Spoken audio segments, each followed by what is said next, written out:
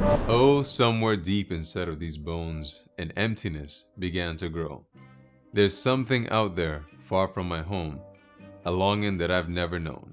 These are the lamentations of Jack Skellington, the Pumpkin King of Halloween Town. A skeleton dressed in a pinstripe suit who can remove his head and recite Shakespearean quotations. The Nightmare Before Christmas is one of the most beloved of Disney movies, celebrated for reviving the use of stop motion in film and for its soundtrack. It has cemented a legacy that has influenced stop motion animation to this day. The Nightmare Before Christmas first began as a poem written by Tim Burton. Both tell the tale of Jack, who, as the king of Halloween, has become bored with the same old routine of the holiday. He questions his purpose and what more could there be for him in Halloween Town. So one day he stumbles across Christmas Town with all its bright colors and warm spirits, and he gets a new lease on life. He becomes obsessed with celebrating Christmas and plots to kidnap Santa Claus and take the holiday under his control. Instead, he turns it into a nightmare. The Nightmare Before Christmas stands to date as one of the most impressive works of stop motion animation. In fact, it's often called the film that changed stop motion. And by the time that Nightmare was released, stop motion had become outdated. It was once the universally used special effect for bringing Hollywood monsters and creatures to life, but animatronics and computer-generated effects made it obsolete. Stop motion survived in the form of short, TV Christmas specials, that is until Tim Burton, having formed a partnership with Disney animator Henry Selick, who directed Nightmare and famously made the MTV logo animation, sought to make a film that used only stop motion.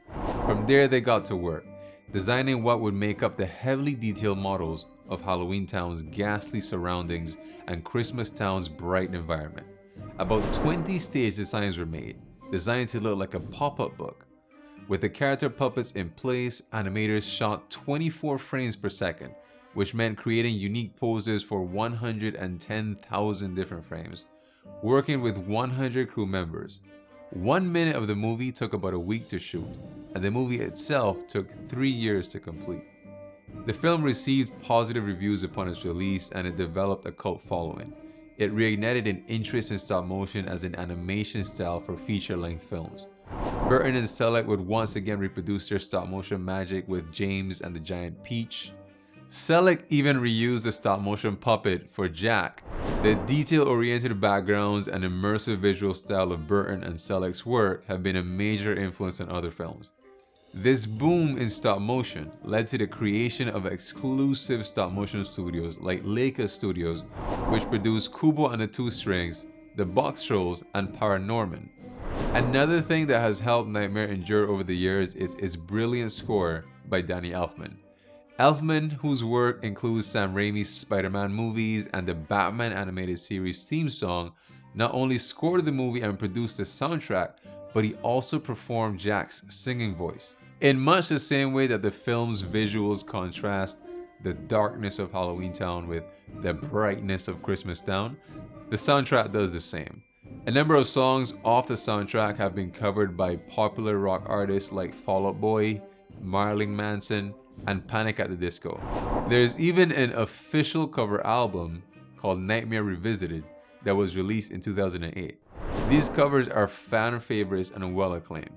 Nightmare arguably has the best Disney soundtrack not done by Phil Collins. Nightmare serves as a great Christmas and Halloween story, and its narrative of these two holidays colliding is one that even the most hardened adults can connect with. In failing miserably and brutally to take control of Christmas, Jack realizes that he had everything he needed all along. He simply took it for granted. It's a lesson that applies to everyone at every point in their life. A little gratitude can take us a long way. The Nightmare Before Christmas has maintained a strong following over the years. It was converted to 3D and re-released in 2006 and several more times since. Its most recent re-release in October 2020 placed fourth behind Tenet in the US domestic box office. It's a movie that's endured beyond the generation that saw it upon its original release, to younger ones that are now aware of its existence. It's a magical film that deserves your attention. For its contribution to cinema, for its beautiful music and for its beautiful story.